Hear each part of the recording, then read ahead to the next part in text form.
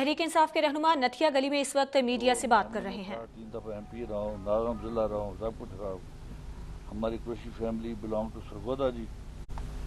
हम खान साहब आपको हल्फन ये मैं बताता हूँ, कोई लालच नहीं है, कुछ भी नहीं हमें लालच।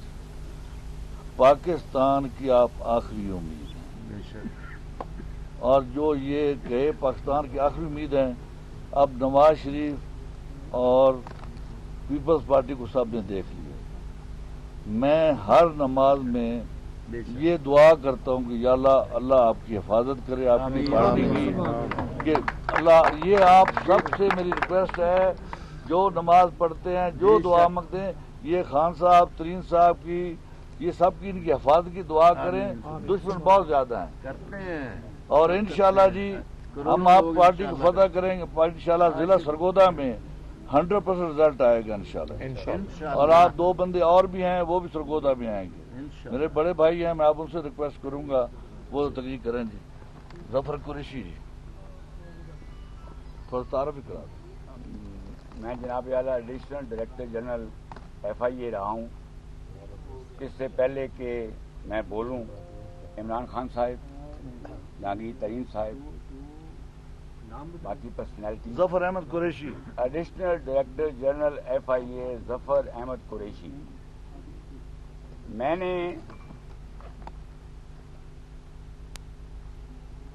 5 केसेस और हाई प्रोफाइल केस मैंने इन्वेस्टिगेट किए हैं सुप्रीम कोर्ट के ऑर्डर पे। ना मैं किससे डरा हूं, मैं आपके सामने जिंदा खड़ा हूं। बहुत लोगों ने धमकियां दी। सबसे पहले मैंने सोनिया नाज case, rape bye senior police officers, वो मैंने किया, जिसमें अब्दुल्ला खालिद SSP, DSP जमशेद, ये रेपिस्ट थे। मेरे पे उस वक्त चीफ मिनिस्टर और IG का बहुत दबाव था, और ये कहा गया था मुझे कि इनको आपने बचाना है, क्योंकि अब्दुल्ला खालिद SSP साहिब उस वक्त वजीर आला के फ्रंट मैन थे। लेकिन मैंने कहा मैं वही लिखूंगा जो हक और सच है, और मैंने वही लिखा और दोनों को गुनाहगार किया। फिर उसके बाद मैंने जो तफ्तीश की वो थी assassination plan to kill chief minister, chief justice high court Punjab Khawaja Sharif. ये एक साजिश तैयार की गई थी कि जरदारी उस वक्त सदर थे, सुलेमान तस्लीम महरूम उस वक्त गवर्नर थे, और बाबर रहमान उस वक्त लॉ मिनिस्टर थे। ये additional IG special branch colonel Ehsan, DIG special branch mister Mehboob, ये इन्होंने प्लान ये बताया था कि 8 बंदे ख्वाजा शरीफ साहब को कत्ल कर देंगे। उन 8 आदमियों के नाम भी मौजूद थे। वो भी सुप्रीम कोर्ट ने तफ्तीश मेरे पास लगाई। वो सारी तफ्तीश की, वो जो 8 बंदे हमने पकड़े थे, वो 8 का तल्लक नून लीग के साथ था। नून लीग के साथ तल्लक था। असल में मरवाना ये खुद चाहते थे, और ये सारा जो मलबा था ये जरदारी और सुलेमान तसीर उन पर डालना चाहते थे। जब मैंने एग्जैक्टली लिखा, सुप्रीम कोर्ट ने तहरीक इंसाफ के रहनुमा करप्ट निज़ाम को बचा रहे हैं अब तक, और दूसरी तरफ अब एक हर शोबे के अंदर सियासतदानों में, सहाफ़ियों में, वकीलों के अंदर, अवाम में, एक तरफ वो लोग हैं जो तब्दीली चाह रहे हैं, और एक तरफ वो लोग हैं जो कि पुराने निज़ाम से फ़ायदा उठा रहे हैं और उसको बचाने की कोशिश कर रहे हैं। मीडिया हाउसेस में भी अब ये वाज़ेह हो गया कि एक मीडिया हाउस पूरा प्रोपेगेंडा कर रहा है बचाने के लिए एक करप्ट माफिया को, और दूसरी तरफ आपके सामने है कि कई सहाफ़ी, मैं समझता हूं कि हम जितनी इनको खराज तहसीन पेश करें कम है। कई एंकर्स क्या किस किस्म का उनके ऊपर प्रेशर पड़ रहा होगा वो मैं जानता हूं। मेरी तरह के आदमी को अगर 10 अरब रुपया का एक तरफ रिश्वत की ऑफर हो और दूसरी तरफ फिर केसेस मेरे खिलाफ कर दिए हों। ये माफिया इस तरह ऑपरेट करता है, एक तरफ आपको लालच देता है पैसे की और दूसरी तरफ फिर आपको खौफ दिलवाता है और डराता है और धमकाता है। तो ये जो माफिया, ये सियासत नहीं हो रही पाकिस्तान में, ये सियासत नहीं है, ये एक जिहाद है माफिया के खिलाफ, माफिया के गॉडफादर के खिलाफ। और जो भी अब हमारे साथ आ रहा है हम उनको खुशामदीद कहते हैं। जो भी आ रहा है वो तब्दीली के लिए आ रहा है, जो भी आ रहा है वो पाकिस्तान में ये जो करप्शन की कैंसर है जिसने हमारे माशरे को खोखला कर दिया है, वो सारे हमारे साथ इसलिए खड़े हो रहे हैं कि हम एक ऐसी सोसाइटी चाहते हैं, एक ऐसी मजबूत सोसाइटी चाहते हैं जिधर मजबूत इदारे हों। वो मुल्क जो आगे निकल गए हमारे सामने, सिंगापुर जैसे मुल्क, मलेशिया जैसे मुल्क हमारे से पीछे थे, हमारे से आगे निकल गए क्योंकि उन्होंने क्लीन गवर्नेंस दी, मजबूत इदारे बनाए, उन्होंने करप्शन के ऊपर काबू पाया, उन्होंने जो पैसा पर इकट्ठा किया करप्शन से बचा के वो अवाम के ऊपर खर्च किया, जिसको ह्यूमन डेवलपमेंट कहते हैं। तो बच्चों की तालीम पे, हस्पतालों पे, साफ पीने का पानी, इंसाफ देने के लिए, और वो माशरे आगे निकल गए। और हम आज जिधर एक मकरूज मुल्क बने हुए हैं, कर्जों में डूबे हुए हैं, इसके बावजूद कि यहाँ हर किस्म की अल्लाह ने क्या क्या चीज़ें नहीं दी, नेमतें क्या नहीं बख्शी इस मुल्क को, उसके बावजूद एक गरीब तरीन मुल्क हम बने हुए हैं और मकरूज मुल्क बने हुए हैं। तो मैं फिर से आप सबको खुशामदीद कहता हूँ। लगारी साहब, वैसे आपने बड़ी अच्छी बात की कि आप जब छोटे से थे तो आप मुझे देखा करते थे। वैसे मैं छोटा लगता हूँ एक्चुअली मैं काफ़ी बड़ा उम्र में, लेकिन मैं आपका और ख़ास तौर पे डीजी खान जैसे इलाके में जिधर एक मुख्तलिफ किस्म की पॉलिटिक्स थी, धड़ों की पॉलिटिक्स थी, वहाँ एक पॉलिटिकल पार्टी एक जो लोगों तक एक नज़रिए के तहत पहुँची है। और मुझे खुशी है कि ज़रताज एक औरत होते हुए उस इलाके के अंदर इन्होंने बड़ी मेहनत की है, तो मुझे बड़ी खुशी है। हम चाहते हैं कि ऐसी ख़वातीन सामने आएँ, अपना रोल प्ले करें। बड़ा ज़रूरी है कि ये जो अब फैसला कुन जंग है पाकिस्तान में, ये फैसला कुन जंग है, हम चाहते हैं इसमें सब शिरकत करें इस जंग के अंदर। और ख़वातीन को मैं ख़ास तौर पे कहता हूँ कि उनका बहुत बड़ा रोल है। ख़वातीन और नौजवान हमेशा फोर फ्रंट पे होते हैं। जब भी एक इनकलाब आता है, चेंज आता है, तो दुनिया में भी जिधर चेंज आया है वहाँ ख़वातीन और नौजवान फोर फ्रंट पे होते हैं उस चेंज के ऊपर। तो ये जो टाइम है मेरी सारी 21 साल की सियासत में, बल्कि मैं जब से पाकिस्तान देख रहा हूँ, छोटे से जब हम देख रहे हैं, एक मायूसी होती जा रही थी। एक वक्त पे एक अजीम मुल्क बन रहा था, एक वक्त पे पाकिस्तान का प्रेसिडेंट जाता था अमेरिका, तो अमेरिकन प्रेसिडेंट एयरपोर्ट पे रिसीव करने आता था। यहाँ शेख जायद, जब यूएई के शेख जायद इस्लामाबाद आते थे तो डिप्टी कमिश्नर उनको एयरपोर्ट रिसीव करता था। हमने वो भी दिन देखे हैं कि यही मलेशिया के शहजादे हमारे HSN कॉलेज में आके पढ़ते थे 60s में। और आज हम देख रहे हैं, कहने की ज़रूरत नहीं है, लेकिन जो भी रियाद के इस तरह नवाज शरीफ को वहाँ एक 20 करोड़ की कौम हो, एटॉमिक पावर हो, और जिस तरह नवाज शरीफ को वो एक सहाफ़ी ने कहा, एक सहाफ़ी जो नवाज शरीफ के साथ गया था वो कहता मेरा ये दिल कर रहा था कि ज़मीन खुले और मैं डूब जाऊं बीच में। तो ये इसलिए हुआ है, ये क्यों हुआ है कि ये छोटे से तबके ने चोरी करके, करप्शन करके उस पैसे को मनी लॉन्ड्रिंग करके बाहर भेजा, जो सालाना सारी कौम को मैं बताना चाहता हूं कि ये अमेरिका की स्टेट डिपार्टमेंट की इंटरनेशनल रिसर्च है कि हर साल पाकिस्तान से 1000 अरब रुपया चोरी होकर मुल्क से बाहर जाता है। मनी लॉन्ड्रिंग 10 अरब डॉलर की हर साल मनी लॉन्ड्रिंग है। ये है जो मनी लॉन्ड्रिंग जो बाहर जाती है, जो सारा केस है। जब ये कहते हैं ना शरीफ खानदान कि जी हमें तो पता ही नहीं हमारा कसूर क्या है, आपका कसूर ये है कि आपने इस मुल्क से पैसा चोरी करके, जब आप प्राइम मिनिस्टर थे, आपने बच्चों के नाम पे बड़े बड़े महल्लात लिए बाहर, कंपनीज के पीछे छुपाया और मनी लॉन्ड्रिंग करके ये जो पैसा बाहर लेके गए।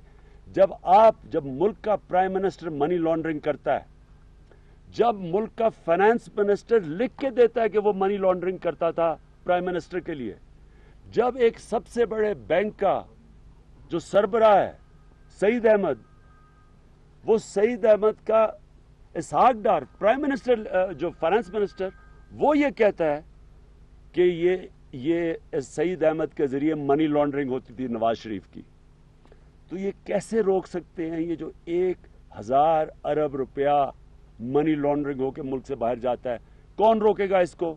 मनी लॉन्ड्रर रोकेंगे, वो चोर रोकेंगे जो मुल्क को लूट रहे हैं। क्या वो चोरी रोक सकते हैं? क्या ये इदारों को मजबूत कभी होने देंगे जो इन डाकुओं को पकड़ेंगे? क्योंकि इन्होंने खुद ही तो इदारे तबाह किए हैं। जो सुप्रीम कोर्ट कहता है कि पाकिस्तान के सारे इदारे इन्होंने तबाह कर दिए, मफलूज कर दिए हैं। क्यों किए हैं? अपनी चोरी बचाने के लिए, अपनी मनी लॉन्ड्रिंग बचाने के लिए। खुद नवाज शरीफ ने 1992 में इकोनॉमिक रिफॉर्म एक्ट पास किया जिसने मनी लॉन्ड्रिंग को जायज करवा दिया, ब्लैक के पैसे को वाइट करवा दिया। इन्होंने खुद ही कानून बनाया और वही इसहाक डार वो लिखता है कि 1.5 अरब डॉलर मुल्क से बाहर भेजा गया और वो फिर 46 मेंबर थे जो शरीफ खानदान के, उनके नाम पे वापस लाया गया। तो जब मुल्क का प्राइम मिनिस्टर ये करता है, मुल्क का क्या मुस्तकबिल है? इसलिए ये बहुत बड़ा वक्त है पाकिस्तान में, एक फैसला कुन वक्त है जिधर जो लोग अब तब्दीली चाहते हैं, इस माफिया के खिलाफ खड़ा होना चाहते हैं, वो एक तरफ आए और जो दूसरी तरफ इनका मुकाबला करें। ये जो सारे मीडिया में ये जो शकील उर रहमान जैसे लोग इसको बचाने की कोशिश कर रहे हैं, ये सारे एक तरफ हों और इंशाल्लाह ये जबरदस्त मैच होने जा रहा है।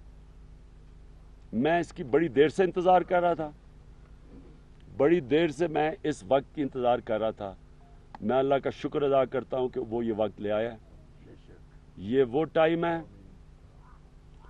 टाइम है जो हर वो पाकिस्तानी जो एक अजीम मुल्क देखना चाहता है इस पाकिस्तान को, उन सब को आज अल्लाह ऊपर हाथ उठा के अल्लाह का शुक्र अदा करना चाहिए कि जिधर आज हम हैं, कोई सोच भी नहीं सकता था कि इतना बड़ा शरीफ खानदान का माफिया इस तरह जाके उसका JIT के में उसका एहतसाब किया जाएगा। और मुझे कहने की जरूरत नहीं है कि JIT में क्या हो रहा है, मैं तो जो इनकी शक्लें देखता हूं उससे ही मुझे पता चल जाता है कि JIT में हालात बहुत बुरे इनके हैं। इंशाल्लाह ये बताइएगा खान साहब कि 1.5 साल हो गए हैं, कौम भी इंतजार कर रही है, आप पनामा केस का मंतकी अंजाम क्या देख रहे हैं? और दूसरा सवाल साथ ही है कि प्राइम मिनिस्टर तो कहता है कि मुझे जो बाउंसर मारे मैं तो छक्का मारता हूँ, चौका तो हो ही जाता है। ये बचपन की बात उन्होंने कही अपनी। और मरियम कहती है जो रोक सकता है रोके, वो आइंदा भी 2 दफा प्राइम मिनिस्टर होंगे। इस पे आप क्या कहते हैं? 2 सवाल। नवाज शरीफ जब ये क्रिकेट में छक्के मारते थे ना, तो जो भी जमखाना क्लब में जिधर ये खेलते थे, वो जो भी खेलता था, क्योंकि मैं उन लोगों को जानता हूँ, वो अभी भी यहीं हैं, उन सारों से पूछना कि जब बारी लेता था अपने अंपायर खड़े करके बारी लेता था। मैं ये मजाक नहीं कर रहा। जो भी जिमखाना में उन दिनों में क्रिकेट खेलता था, ये अपना अंपायर खड़े करके बारी लेता था, आउट हो जाता था, अंपायर नो बॉल कह देता था। 4-5 बारियां लेके 50-60 रन करके, और वो अच्छा बॉलर भी राम से गेंद फेंकते थे। उन दिनों में ये फाइनेंस मिनिस्टर बन चुका था। वो आहिस्ते आहिस्ते गेंद फेंकते थे, अपना अंपायर खड़ा होता था, वो आउट नहीं देता था, फिर अखबार में आ जाता था जी नवाज शरीफ ने। अच्छा, तब भी अखबारों को इस्तेमाल किया जाता था। जिस तरह आज दोनों भाइयों की तस्वीरें लगी होती हैं, दोनों भाई, एक आप इश्तिहार उठा के देखें, एक तरफ एक भाई छोटा और एक तरफ बड़ा, और अरबों रुपया इस कौम का। अभी आपको लिए चलेंगे वजीर आजम।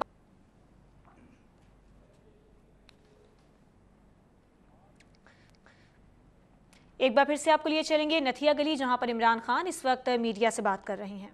ला देते हैं, लोगों को पैसा रिश्वत दे देते हैं, इसलिए अब बचे हुए हैं। 5 अरब रुपए के इन्होंने 1990 में इन्होंने LDA के प्लॉट्स दिए रिश्वत के तौर पे, 5 अरब के उन दिनों में। आजकल वो 200 अरब से ज्यादा हो, और वो केस था जस्टिस कियानी का, उधर भी उन्होंने प्लॉट्स करवा दिए दूसरे जजेस को, वो भी केस खत्म हो गया।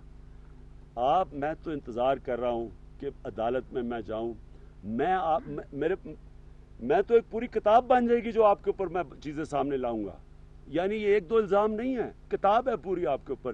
30 सालों में आपने और नवाज शरीफ ने जो इस मुल्क से किया है, हम कहते हैं ना जरदारी, वो क्योंकि वो जरदारी तो जो है वो ड्रामे करता नहीं है। ये दोनों ड्रामे करके मजलूम शक्लें बना लेते हैं, ये हर चीज करके वो इश्तिहार अखबारों में इश्तिहार दिलवा के अपनी कोई लगता है ऐसे कि जी पता नहीं कितना काम कर रहे हैं इश्तिहारों के अंदर। असलियत इनकी ये पहली दफा लोगों को सामने आई है, और मैं इंतजार कर रहा हूँ शहबाज शरीफ मेरे ऊपर आप अदालत में लेके जाएं, मैं आपकी सारी चीजें गिनवाऊंगा, एक्स्ट्रा जुडिशल किलिंग से लेके रिश्वतें जो आपने दी, नाजायज काम। अभी लाहौर हाई कोर्ट ने पकड़ा है, 3 शुगर मिल्स लगा रहा था शहबाज शरीफ ने, शहबाज शरीफ ने इजाजत दे दी शरीफों को 3 शुगर मिल लगाने की उन इलाकों में जो कॉटन ग्रोइंग एरियाज है जिधर इजाजत ही नहीं है। और क्या हाई कोर्ट के जज का क्या कहना था कि ये कॉन्फ्लिक्ट ऑफ इंटरेस्ट है, ये आपने कानून को इस्तेमाल किया अपने आप को फायदा पहुंचाने के लिए, इसको करप्शन कहते हैं। खान साहब 1.5 साल हो गया इस पनामा के सारे मामले को, पूरा खानदान CID में पेशियां भुगत चुका है, अभी तक उनको ये नहीं पता कि उनके ऊपर इल्जाम क्या है। कुछ बताना पसंद करेंगे कि किस चीज का सारा शोर हो रहा है, क्या इल्जाम है उन पर, वो सब आगे बाहर पूछते हैं कि इल्जाम क्या है, ये तो बता दें आप, उनको थोड़ा समझाएं। बेचारे क्या इल्जाम इनके ऊपर था, ये तो बेकसूर है। वो गलत, वो देखे ना साजिश हो रही है सारी दुनिया में। पैनमा के अंदर इनके केस निकलते हैं, पैनमा के अंदर केस निकलते हैं, इनसे तो पहले तो पूछना चाहिए है कि सारी दुनिया में इनकी नवाज शरीफ की और इन 3 बच्चों की तस्वीरें आई हैं, वो जरा पढ़ लेंगे क्या इल्जाम है। इल्जाम ये है कि ये कंपनियां जिनके नाम 4 महल्लात हैं मेफेयर के, जो सबसे बरतानिया में सबसे महंगा इलाका है, अरबों रुपए के महल्लात 4 निकलाए हैं, जिसमें वो कौन है उसकी मालिका मरियम नवाज। ये आज मैं फिर से कहता हूं, ये मैं सारे लोगों को कहता हूं जो भी ये प्रेस कॉन्फ्रेंस देख रहे हैं, अपना मोबाइल फोन में 1 मिनट, ये मैं जरा इसको बताना हाँ ये जो ये प्रेस कॉन्फ्रेंस देख रहे हैं, ये अपने मोबाइल के ऊपर जाएं, गूगल करें ICIJ, ये है वो दुनिया के 150 सहाफ़ी जिन्होंने इन्वेस्टिगेट की 10 लाख पेपर जो कि पैनमा की लीक्स में निकले। आप ICIJ के ऊपर जाएं, वह पंच इन करें शरीफ, उनमें जब आप शरीफ पंच इन करेंगे तो आपको मरियम शरीफ का नाम आएगा कि ये बेनिफिशरी ओनर है नीलसन और नेस्कॉल, 2 कंपनीज जो 4 महल्लात मेफेयर की उनके नाम पे हैं।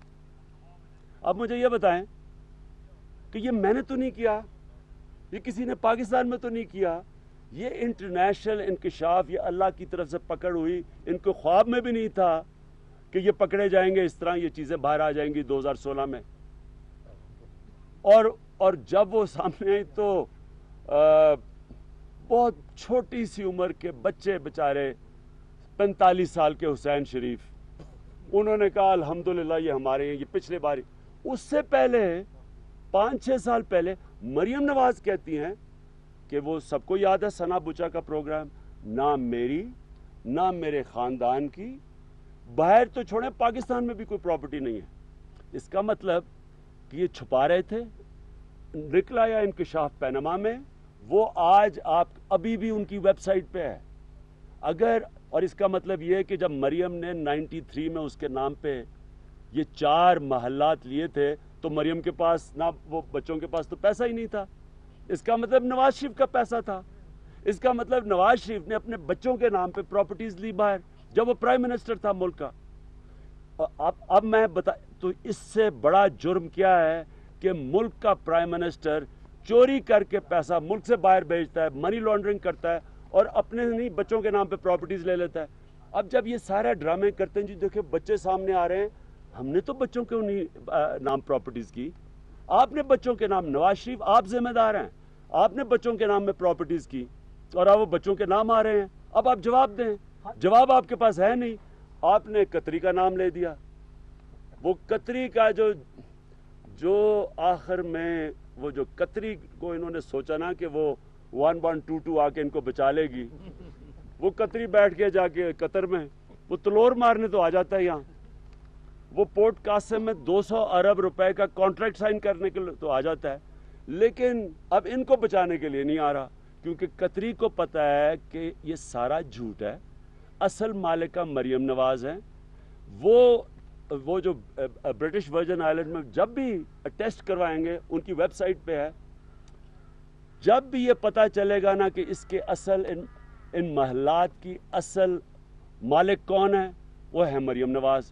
انہوں نے کیا دیا ہے حسین شریف, وہ ہے 93 میں اس کے اوپر لکھا ہوا ویب سائٹ پہ, انہوں نے جھوٹ بولا کہ 2006 میں حسین شریف ہے, وہ قطری نے دیا ہے حسین شریف کو. ابھی تک ایک ڈاکیومنٹ جو چاہیے کہ اگر حسین شریف 4 محلات اگر وہ اس کا مالک ہے تو وہ اس کی اونرشپ کی ڈاکیومنٹ کیوں نہیں دکھاتا؟ 1.25 سال ہو گئے نہیں دکھائی. وہ دکھا اس لیے نہیں رہا کہ اصل مریم کے نام پہ ہیں وہ, اس لیے وہ دکھا نہیں رہے. اور اس لیے یہ جو جے آئی ٹی ہے, میں یہ امید کرتا ہوں کہ اللہ کرے کہ یہ جے آئی ٹی اصل ٹیسٹ کر کے لے آئیں کہ اصل مالک اگر مریم نکلاتی ہیں ان کا کیس ہی ختم ہو جاتا ہے. یہ آپ نے کہا نا کہ آپ کدھر دیکھتے ہیں نواز شریف کو, میں اس کو اڈیالہ جیل میں دیکھتا ہوں.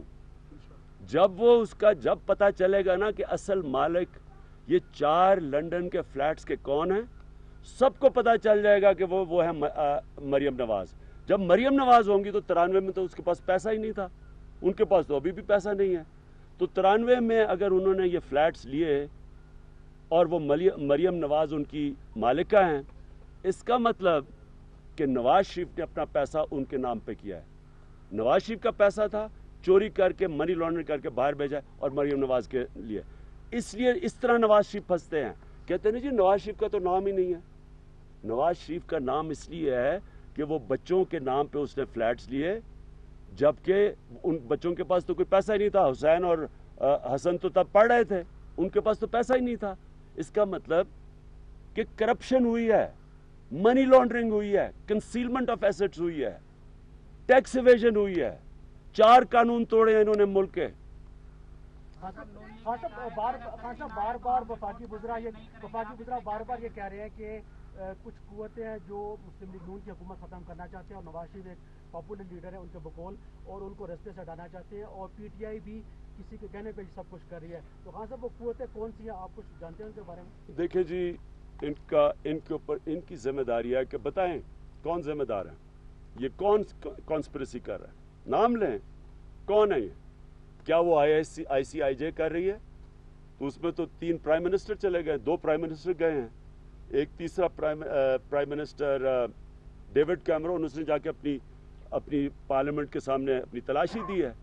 کئی وزیر چلے گئے ہیں. تو کیا وہ ایک انٹرنیشنل سازش ہے صرف نواز شریف کو ہٹانے کے لیے؟ دوسری چیز, سب کو پتہ چل گیا اب کیا ہو رہا ہے. پورا انہوں نے شریف خاندان نے پلان بنایا ہوا ہے. میں آج سب کو کہہ رہا ہوں ان کا پلان بڑا واضح ہے.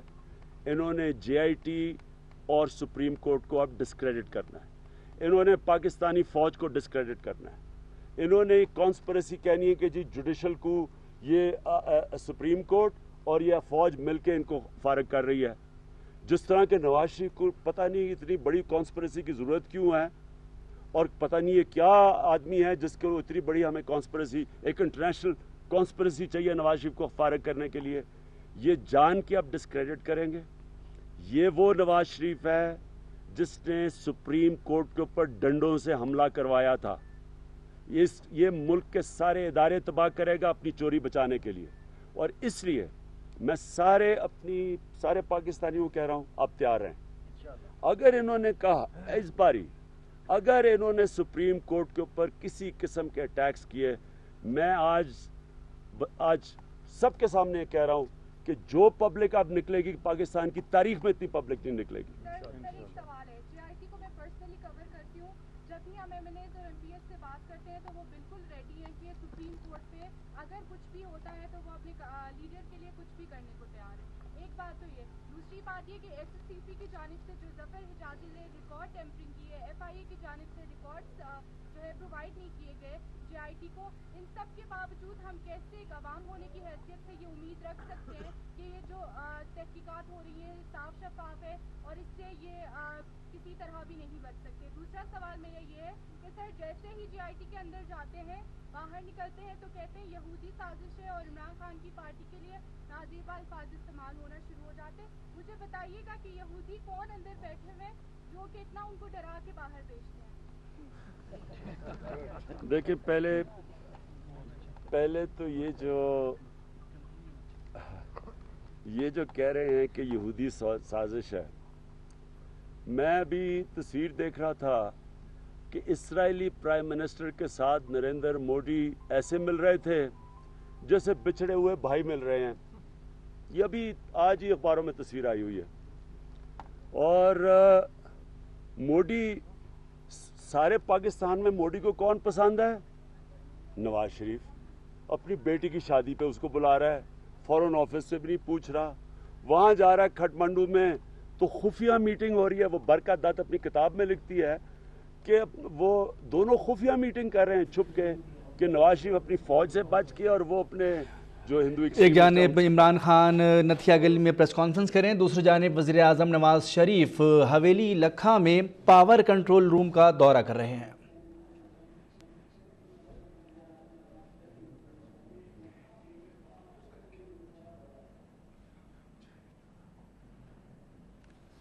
پتہ ہی یہ نکلنے کے لیے کتنے تیار ہیں. جب 99 میں مشرف نے 2/3 اکثریت تھی اس کی, جب مشرف کا کو ہوا ہے, میں انتظار کر رہا تھا کہ نون لیگ کے بڑے کوئی لوگ سامنے آئیں گے. مجھے یاد ہے میں لاہور میں پھر رہا تھا, مٹھائیاں بانٹی جا رہی تھیں, دکانیں خالی ہو گئی تھی مٹھائیوں سے, ایک آدمی نہیں نظر آ رہا تھا. پھر 2007 میں جنرل یہ نواز شریف پہنچا اسلام آباد ایئرپورٹ, دھکے مار کے اس کو واپس بھجوا دیا. میں ڈھونڈ رہا ہوں کہ کوئی شاید نون لیگ والا نکلے گا. وہ جان کے خود گرفتاریاں دے رہے تھے کہ ہمیں پولیس کے پاس کہ جی ہمیں کچھ کہنا نہ. میں یہ پنجاب پولیس ان کے پیچھے سے ہٹا لیں, پھر میں دیکھتا ہوں کہ کتنے لوگ یہ نکلتے ہیں. ان کو اگر یہ سمجھتے ہیں نا کہ پبلک نواز شریف کے ساتھ ہے, یہ میرا چیلنج ہے پھر سے. جو پبلک اب نکلے گی, اگر انہوں نے کسی طرح کی کارروائی کی سپریم کورٹ کے خلاف, میں چیلنج کرتا ہوں کہ جو پبلک اب نکلے گی, پاکستان کی تاریخ اتنی پبلک سڑکوں پہ نہیں دیکھیں گے.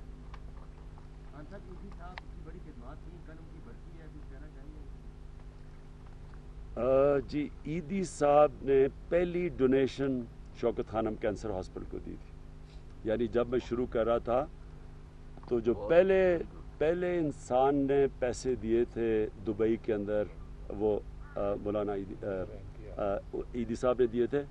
میں ان کی بڑی قدر کرتا ہوں, رسپیکٹ کرتا ہوں. اور میں نے یہ بھی سنا کہ اسحاق ڈار نے کہا ہے کہ میں اس کے پتہ نہیں دروازے کے باہر بیٹھا ہوا تھا کوئی ڈونیشن لینے کے لیے. اسحاق ڈار کو یہ سمجھنا چاہیے کہ آپ ایک جھوٹے آدمی ہیں. میں نے کبھی آپ سے ڈونیشن مانگی نہیں. ہاں آپ نے مجھے کوئی ایک چیک دیا تھا ڈونیشن کا, اور جب آپ نے چیک دیا تھا تو یہ یاد رکھیں یہ آپ نے مجھے ذاتی میرے لیے میری کوئی ذاتی فیکٹری کے لیے, یا جس طرح کہ آپ کے بچوں کی وہ پراپرٹیز ہے اس لیے نہیں چیک دیا تھا. آپ نے